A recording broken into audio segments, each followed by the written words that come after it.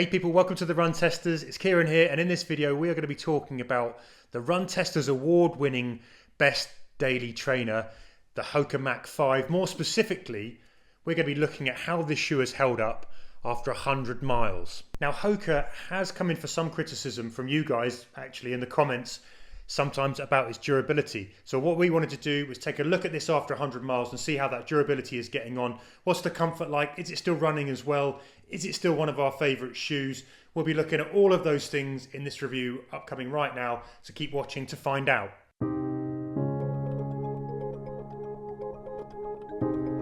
So before we get into that durability run test then, here's some of the nitty gritty. Well, the HOKA Mach 5 comes in with a 5mm drop. The weight comes in at an official 8.2 ounces or 232 grams. But in the UK men's 8.5, that's 8.4 ounces or 238 grams.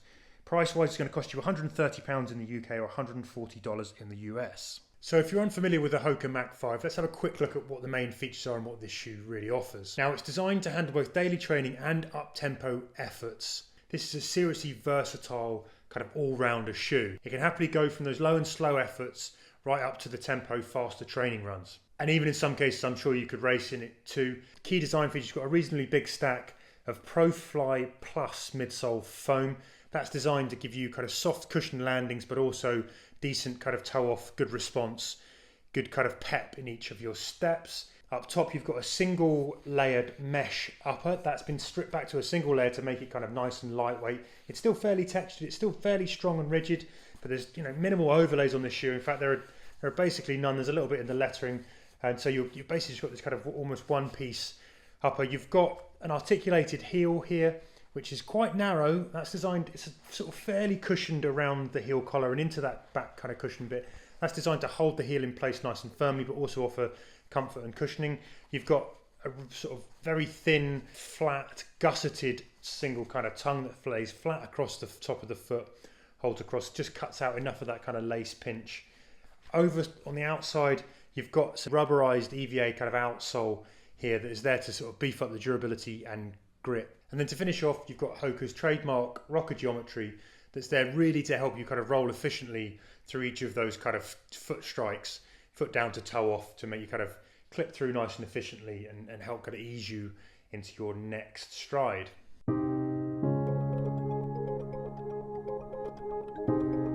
So onto the run test then, and I have done over 100 miles in the HOKA Mach 5. Within that, I have done everything from roads to pavements to light gravel trails to river paths, the kind of stuff that actually is quite a big test in terms of outsole durability. Can be kind of a bit stony and cut up other shoes. I've also done a range of paces. I've done everything from long, slow, steady, right up to kind of faster paced intervals. Within that, I've done a 2.5 hour, 17-mile run. I've done 10Ks that are fast. I've done interval sessions. I've done sort of even an all-out kind of mile test in this shoe. I've done kind of progression runs. Basically everything that you'd want to throw at a shoe, I have put this shoe through in those 100 miles. So giving it a really good thorough test over a good range of terrains, paces, and kind of use cases. Well, after 100 miles, I've got to say I'm massively impressed with this shoe.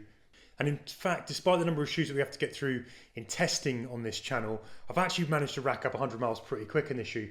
And that is because when I'm not having to test another shoe, this is the shoe that I've been reaching for just to go out and do my general runs in. It's just been one of those shoes that I've really liked to reach for when I've got the choice. So from mile 1 to mile 100, these shoes have been excellent. They've coped with almost everything that I've thrown at them. And though there's definitely a sort of tempo run sweet spot, I think, for the use case for these shoes, I've found them to be wonderfully versatile for everything from slow and easy long runs right up to kind of racing, even sort of half marathons. Though having said that, they wouldn't be my kind of half marathon or marathon race shoe of choice. I do think that plenty of people could race in these shoes and they would do a perfectly good job.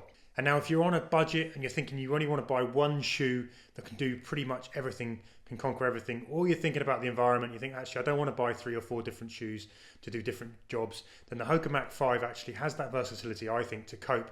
And this 100-mile test has kind of proven that to me. They're good at up-tempo paces, but they cope very well as well at those kind of easier, slower paces. And even when your form or your paces drop lower and your form perhaps makes it a little bit saggier, and maybe you're putting a bit more kind of weight through the shoe where you need a little bit more kind of cushion protection and you still want to come to some of those efficiency gains, I think this shoe still offers that, particularly, I've found that sort of deeper into longer runs for sure. Now, as I've said, I think the stability in these shoes is really good. They've got a good wide kind of platform to run on in the heel and in the forefoot. And I think that's really served well for a mix of runs. On the roads, absolutely fine. That's what they're designed to do. You're supposed to be using these as a road shoe. But when I've stepped off onto those gravel trail paths or river paths where I go for a little bit more of escape, parks, whatever, just that little light off-roading, these have coped really well too. I think they do offer brilliant stability, so that adds to their overall versatility. And I've definitely found that in the kind of mixture of runs that I've done over the 100 miles. So one of the big question marks over HOKA shoes is durability then. And over the 100 miles that I've been testing these, we've had quite a lot of testing conditions here. We've had really kind of freezing cold snaps that can affect kind of midsole foam durability and effectiveness. We've had lots of wet, soggy, muddy stuff. These have been absolutely drenched through at times, and I've had to go through that process of drying out. Now, as I said, I've taken them through some sort of off-road stuff that would kind of rip up the outsoles of lesser shoes. And overall, with all of those testing conditions, these have come through really, really solid and strong. Now, what I will say is you can see there's been some kind of mild compression to that kind of midsole foam. You can see some creasing in it, but overall, it's not affecting the performance as they stand now. 100 miles plus 100, well, more than 100 miles, I'm still running in these, and I'm still finding that the ride, the cushioning, the protection, the response is kind of as good as it was when I sort of first put them on. Obviously shoes are designed to go far longer than that, but sometimes you can find shoes that sort of come up a little bit short even after those kind of first 100 miles, particularly with some of the things we put them through. These shoes are showing no signs of weakness in that kind of midsole. Flip them over onto the outsole. This is one of the areas where sometimes HOKA shoes, sometimes the older Rincons, they would cut up because they don't have that sort of really kind of thick layer of kind of rubber basically on the outsole. They've got kind of rubberized EVA, and that can bring up some kind of wear and tear early doors.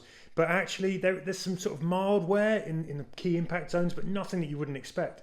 And overall there's no cutting, no worrying cutting, and the outsoles I think are still holding just as strong as they did again in those early miles. This is a really good performance from the outsoles.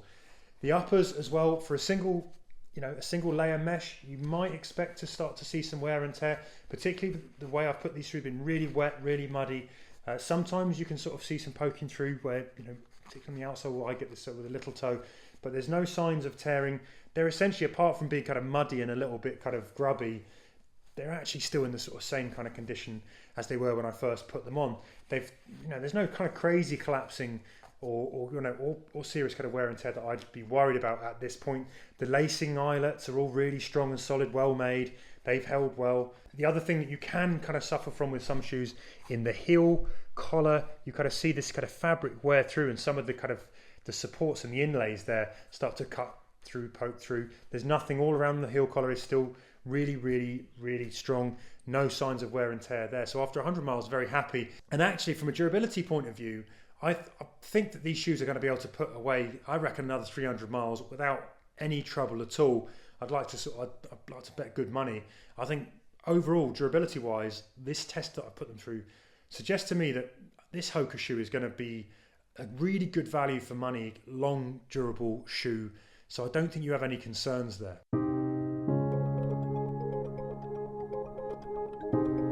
So the verdict after 100 miles then, there's a reason this shoe was the Run Testers Daily Trainer of the Year for 2022. It's excellent. It does everything that you want it to do. It's a really versatile shoe, good all-rounder. I think it can go from slow to fast really comfortably, and it's almost like it can conquer all of those runs that you need it to. If you only wanted to buy one shoe, I think this will really do the trick nicely indeed. And I'm really happy to say that all of the killer attributes that made it that award-winning shoe, that snappy ride, the response, the rocker roll through that eases you through your stride, the light, nimble, disappearing foot feel are all as present and strong after 100 miles as they were in those early miles that when we did our initial reviews. And as I've said before, I'm fairly confident this shoe would go up to 300, 400 miles. I would probably be happy to put it through more. In fact, I pretty much intend to do so. And for £130, my main takeaway is that this represents such good value for money that it's a shoe that I would highly recommend. For everyone from beginner runners right up to kind of more sort of experienced racers, I think this is a shoe that would add bucket loads of value into anybody's shoe rotation. So there you have it. That's been our look at the HOKA Mach 5 after 100 miles, including some really big long run tests. Hope you've enjoyed the video. If you have any more questions about this shoe or any other shoes, don't forget to hit us up in the comments below. Also, don't forget to like and subscribe to support the channel, and ring that bell if you want to be notified about when other reviews come up on the channel. Also, check out our multi-tester HOKA Mach 5 review, which is on the channel here now, if you want to find out more about this shoe and how the rest of the Run Testers got on with it. Been a pleasure to talk to you about the shoe. We hope to see you again soon on the Run Testers. Happy running, people. Hope you get some good miles in over the coming weeks. Thanks very much for watching.